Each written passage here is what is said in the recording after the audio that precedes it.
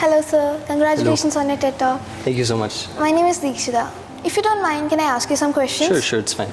You have become one of the youngest TED organizer in Kerala at a really young age. So what inspired you to take on that responsibility?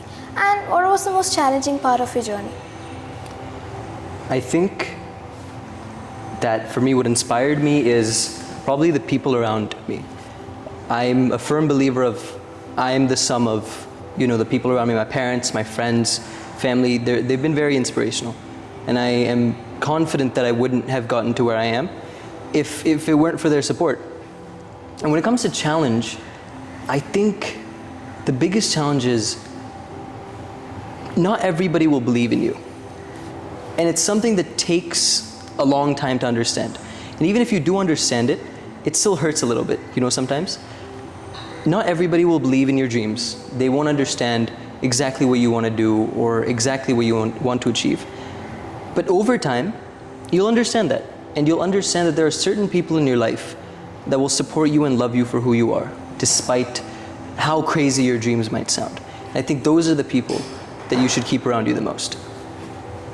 So having coached and spoken to hundreds of people, what's the most common mistake you see young speakers make and how can they overcome it?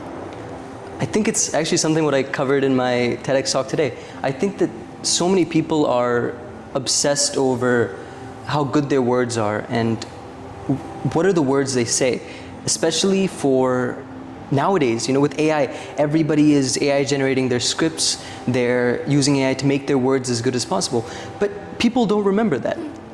I think for the generation that's coming, what's going to make people different is not how good your words are.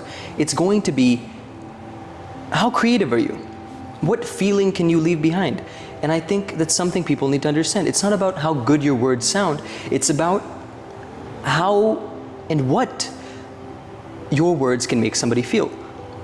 One more question. Public speaking is one of the most common fear people face. So what transformed you from a nervous speaker to an award-winning one? I think this one's really good because I was thinking about this the other day. There's this effect that I read in books sometimes. It's called like on the moon, right? When we speak on a stage and where we're doing something in front of people, we think we're on the moon, right? But a lot of people look up to Neil Armstrong and they're like, whoa, Neil Armstrong is this great person. If you look at the videos of him on the moon, 90% of the video is him falling over. He just stepped on the moon, he doesn't understand gravity, and him and his team kept falling over and over again. And the entire world is watching him. But nobody remembers. It's been so many years, but we look up to him and we look at him as one of the most influential people ever. When you're on stage, you're going to notice every mistake that you make.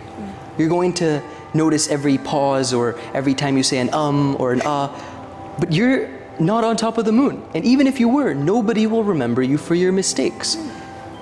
And a kind of something that I made in my mind to quickly remember this is, imagine the most beautiful garden. And all the public comes to visit it and they say it's so beautiful. When you see it, you might think it's beautiful, but the gardener, he notices every flower that's not the right color. He notices every leaf that's not in the right proportion. And the truth is, oftentimes we overanalyze ourselves. Nobody remembers us for the mistakes we made. People remember us for the beautiful parts of us. And I think that's something we need to know. Thank you, sir. Thank you so much.